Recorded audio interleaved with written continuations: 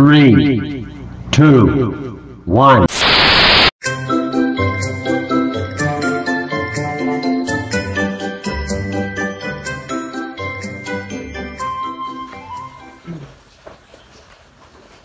Welcome po muli sa ating pagtuturo ng pagtatahi. At ngayon meron tayong gagawin na yung ganitong blouse, mga estudyante ito ng St. Louis Ann College.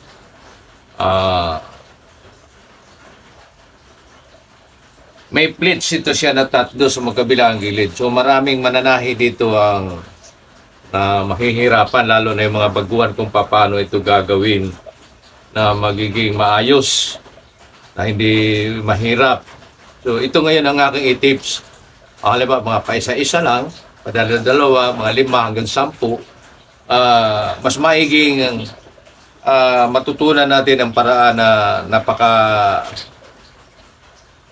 magandang gawin, na hindi tayo yung maglalaki, magkakapos, sa yung mga allowances. Kaya importante kasi na pagkatapos ay yung maayos yung pagkagawa, hindi yung may mga sobrang luag, lumiliit naman. Kasi dito sa pagpapakain nito, sa pagnagawa nito ng mga plates, kasi may ibang nagtatabas din naman na hindi muna nilalagyan ng plates. Tatabasin na nila, saka pa mag-plates kapag yung natabas na. Pero sa akin, ang tips ko ngayon, iba rin ito. Kanya-kanyang parang kasi ang mga mananahi. So sa mas marami kong nakita ng mga gumagawa ng ganito, na may mga plates, 3 plates ito, malalaki pa, so malakas kumain ito ng tila. So ang ginagawa ko ngayon, yun ang aking ipakikita sa inyo.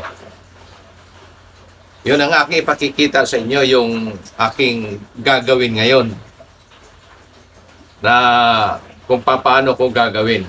So hindi ako tatahi ng ganito na yung saka pa ako mag-pleats pag natapos na matabas. Ang ating gagawin ngayon, ang ituturo ko ay yung lagyan muna natin siya ng plates bago natin tabasin para mas okay.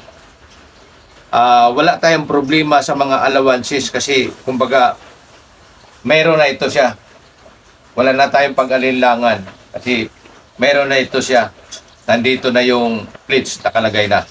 So ito, tapos na ito. Meron ako ditong naka-ready na. Nilagyan ko siya na ng plates. Tinahayaan ko na siya. Ito, 1/4, mahigit 1/4 ang lapad nitong ginagawa kong mga plates. So magkabilaan. So pagka ikaw ay magtatabas nitong ganito, kailangan siguraduhin mo magkabilaan, parehas, mayroong plates. Ang pinaka sikreto dyan, pag nagtabas ka ng pattern, katulad nito, tabas ng pattern, ilagay mo na dito yung guhit sa pinakaunang plates.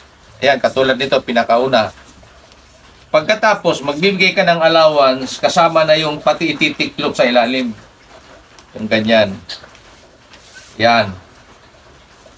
So, makatuwid, kasama ang allowance, plus plates, hanggang dito sa may plates. So yun na siya. Kaya pag tinabas natin yan, ganyan siya. Yan na siya. May allowance siya dito, pwede maggupit siya dito. Kasi pantiklop sa ilalim. Kaya ito, sakto. Kaya pag naggawa ka ng plates, may kaunti tayong allowance para sa mga katulad nitong halitan, o gilid, o edge ng tela. Mapuputol natin para malinis, para sa pag-i-aging. Yan. So ngayon, dahil magkabilaan yan, so dalawa, pagkabilaan na rin na mayroong siyang plates. Ito na yun siya. Dalawa na siya, pagsaklubin na natin. So dinidimo ko lang. Kung halimbawa ang gagawin ninyo ay 5 piraso, mag-pleats din kayo ng panghanggang 5 piraso. Kasi halimbawa may pattern kayo, Yan, ganyan. 5 pirasong gagawin ninyo. Sukat ka dito ng isa hanggang sa makarating ka dito ng mga 5 piraso kung 5. Kung 10, magpiplits ka rin ng mga baling 10 piraso. Yun ang gagawin. Para tabas ka na lang ng tabas. Tapos nung matabas, plansahin mo. Tulad dito, pinalansa ko na ito. Kaya lapat na siya. Wala na tayong alalahanin dyan. So yan. Dublihin na natin. Pagkatapos natin madoble, duplicate na natin.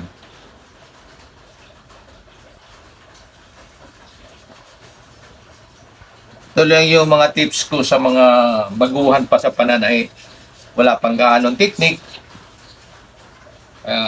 Isa to sa mga technique, isa to sa mga paraan na itinuturo ko sa inyo para matutunan ninyo. Ito yung ibinahagi sa akin ng Panginoon, kaya ibibigay ko rin.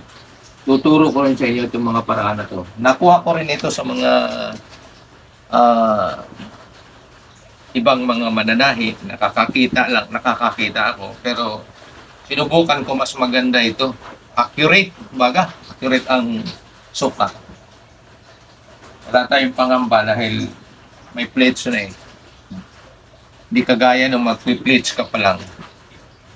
Nandoon yung positive, negative sa laki.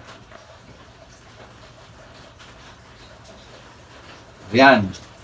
Naisayos ko lang, hinipo ko lang ng maigit para maayos ang pagkalapat. Okay. Kailangan nating ilapat ng maigi ito eh. Para yung mag-align itong magpantay itong linagay natin plates. Yan. Katapos nating malagay ng maalay na yan, okay na, pantay na siya, ilalim at ibaba, parehas na yung layo. Yan. Saka natin ilagay itong saka natin ilagay itong pattern. Itong unang guhit, itong guhit na to, itatapat natin dito sa pinakaunang dart, pinakaunang plate. Nandito, yan. Yan o. Yan siya.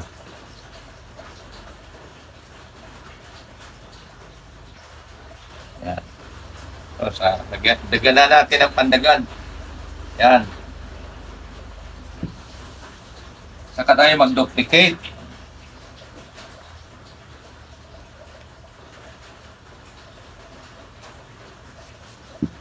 Yan. Gamit tayo ng lapis. Adi kaya ito para medyo malinaw. Itong pula ang gagamitin ko.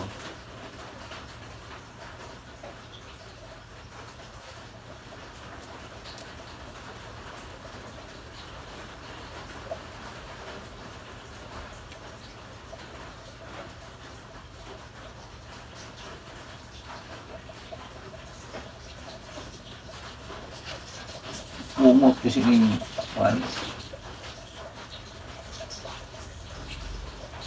wala ni. So, meron.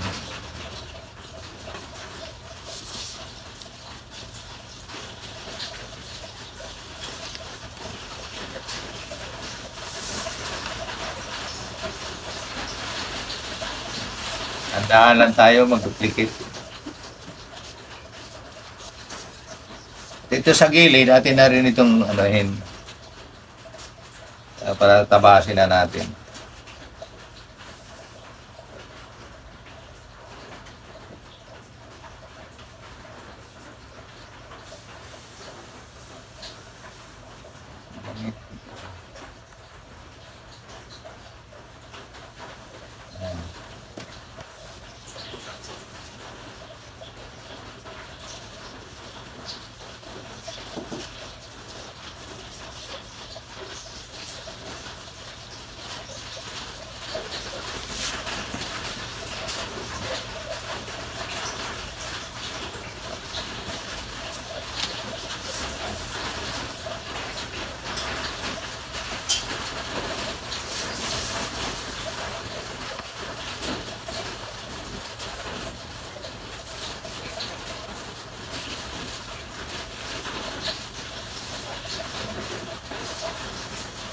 Gamitin ko para mabilis. Yung mga ganit eh.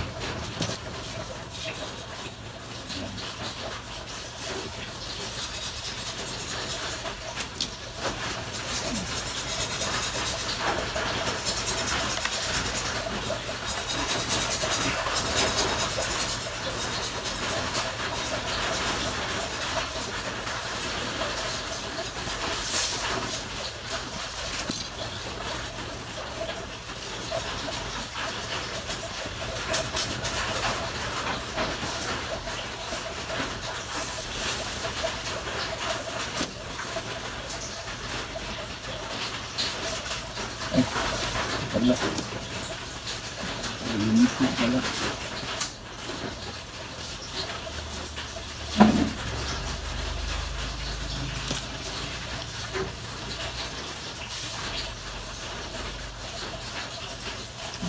Ito ng guhit.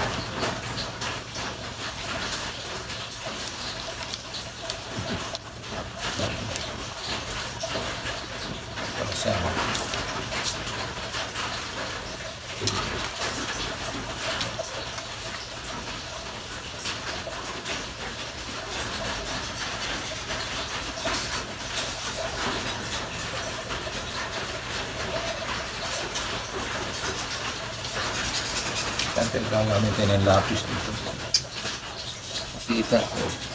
Lapis na.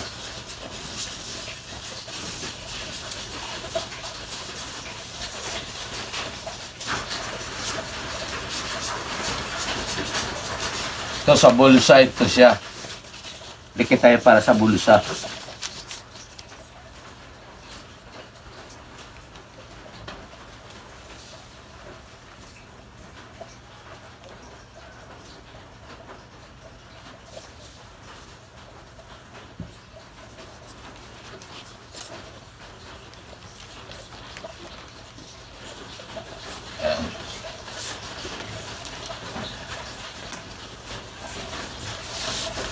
So, na-duplicate na natin. Yan na yung tatabasin natin.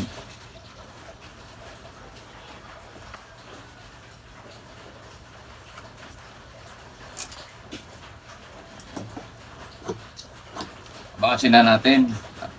Ano, pinutol ko na itong ano dito, yung halitan.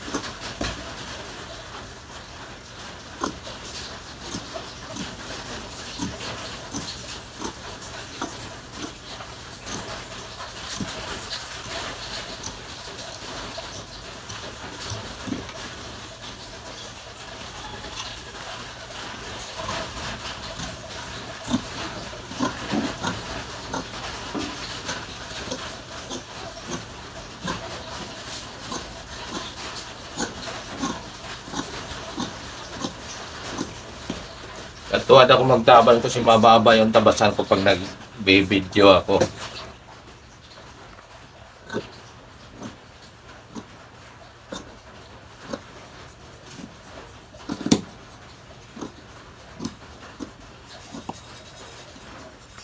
Yan. Tapos na yung ating front panel natabas na. Dikita na lang natin itong ano. Sa ilalim.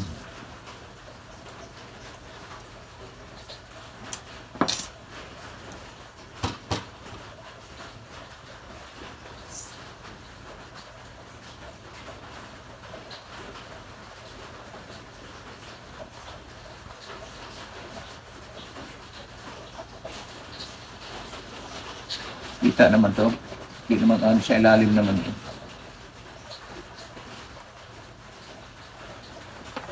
Sa ibabaw ang mga ginagamitan kong lapis.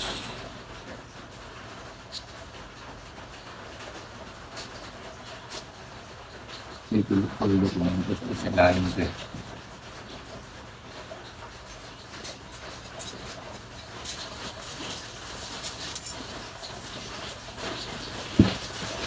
Ito sa ilalim din ito. Sa pangalan sa para ito sa right panel.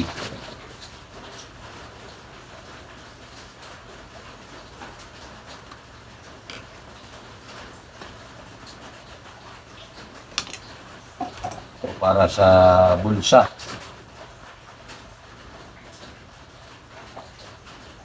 Tuldok lang ating ano para hindi maduming tingnan, malinis siya. O tuldok lang natin.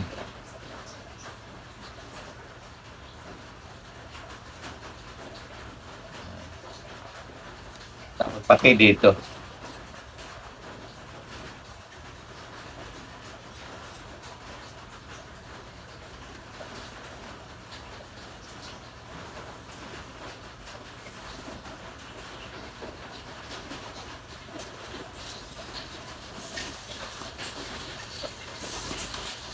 Yan.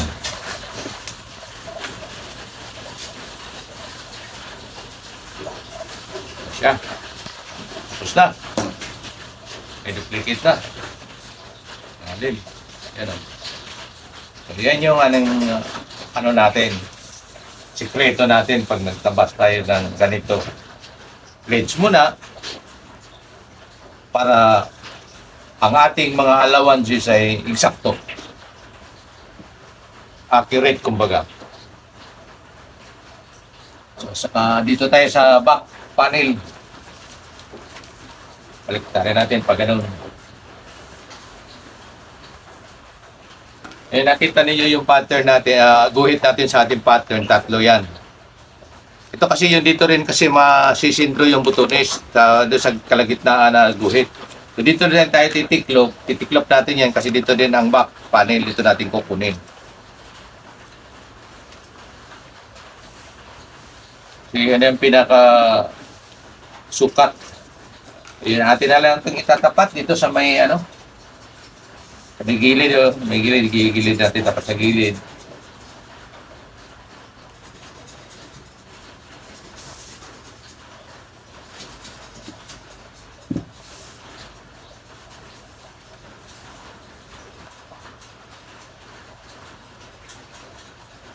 Yan. Bigay tayo. So, para kita itong pula itong gagamitin. Puputol naman ito eh.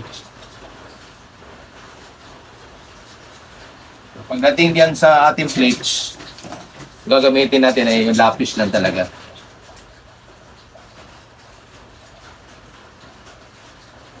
So, sa gilid-gilid lang naman to.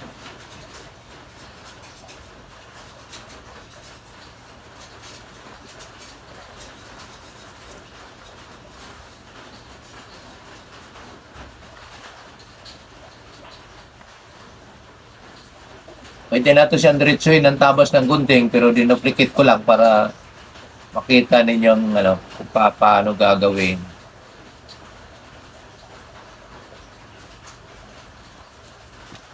Tapos itong guhit na to, dito tayo. Itong guhit na nasa bandang taas, ito yung para sa likod. Kasi yung isa na yan yung sa harap.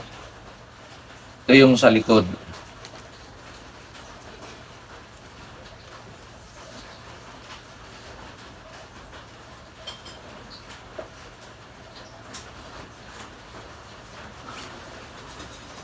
Natin lang. Wala pa na sigurado kita-kita. Yan. Tapos sa ating plates sa likod, dart natin sa likod ay ito yon. Ito yung gagamit, ito yung guhit na to, itong guhit na to hanggang baba. Dikit muna tayo sa kasi diyan na tayo maglalagay ng dart o plates na malaki.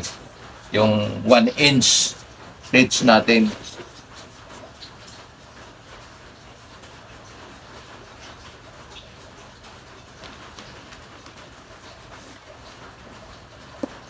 Kasi ito yung sentro eh. Yung sa figure. Ayan. Hindi ako mahirapan. Dito tayo magtanong. Lapis ang ating gagamitin para medyo malabo. Di kita.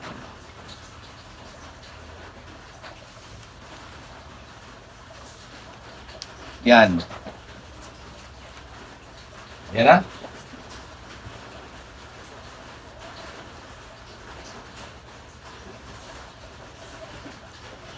Duplicate na lang tayo bago tayo magtabas. Dahil 1 inch ang ating dart. So, half inch dito sa kabila, half inch din dito sa kabila.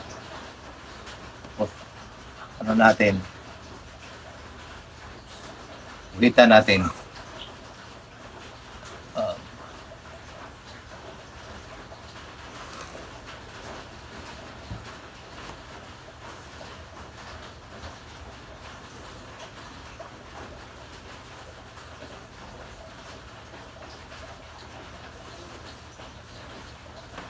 So, tabasin muna natin bago natin ano.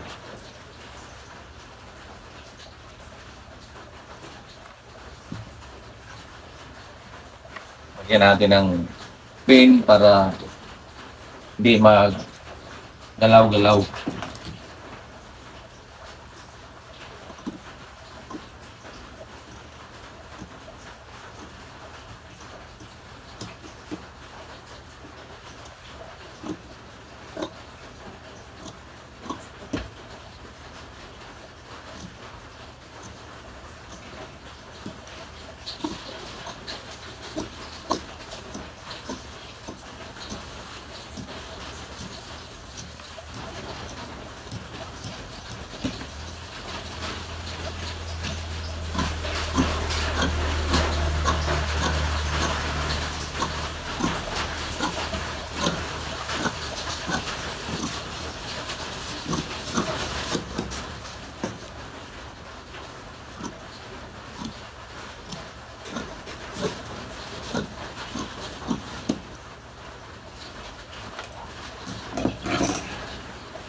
Duplicate lang natin. Kita natin sa lupit ito. Tapos yung dito sindrohan natin kasi lagyan din natin ng duplicate and dart.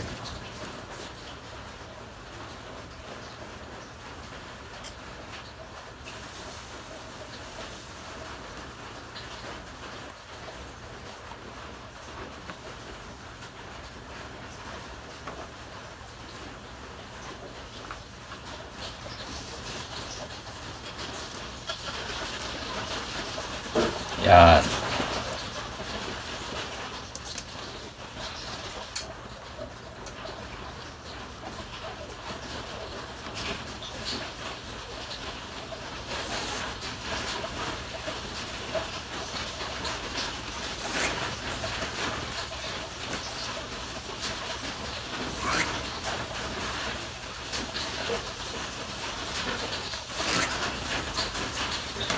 Yan, natapos na tayo sa back panel. Kuha na natin pati back.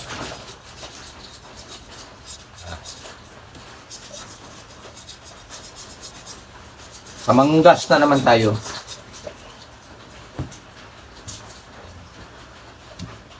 Sa manggas.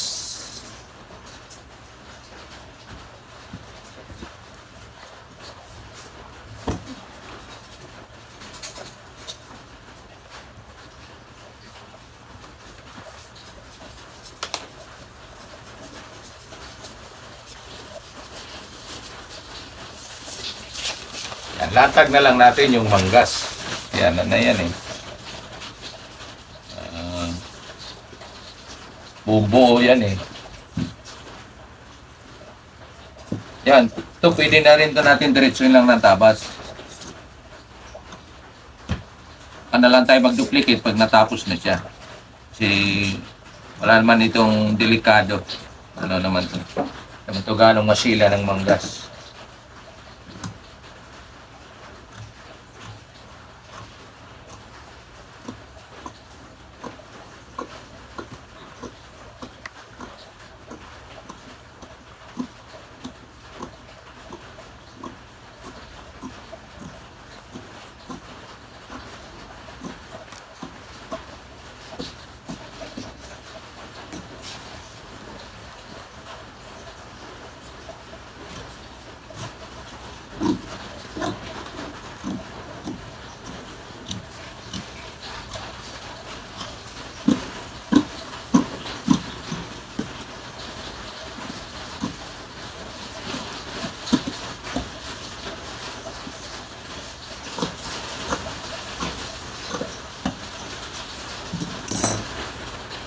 Dikit na lang tayo.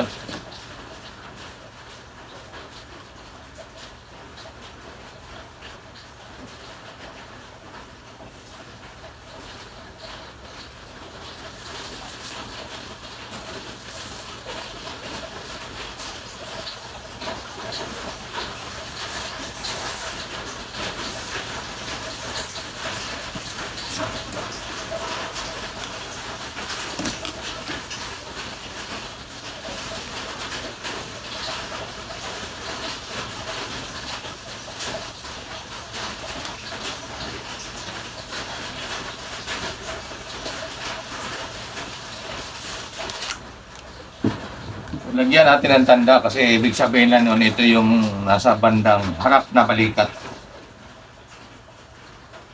Yan, lagyan natin ng tanda. Kagaya ng ating pattern, may tanda rin siya na kulay pula. Iniikisan ko yan sa pangharap. So, natapos na natin ang ating pagtatabas ng yung blouse na may pleats. Pinaka-highlight lang naman natin sa ating tutorial no na yung kung paano natin magagawa na maganda itong yung pleats natin, itong dart natin na 1/4. Eh lang naman ang pinaka natin na dapat matutunan na dapat pala ay unahin natin muna ang paggawa ng pleats para accurate yung ating mga sukat. So maraming salamat sa inyong panonood sa aking tutorial at nawa inyo itong matutunan. Kung hindi makuha sa isang bisis, ulit-ulit lang po para makukuha talaga. Dahil ang aking ginagawa ay napakalinaw, napaliwanag para anumang mga sikreto sa paggawa ay kumbaga ano yung aking naranasan, yun ang aking tinuturo para hindi tayo mahihirapan. Maraming salamat sa inyong panonood.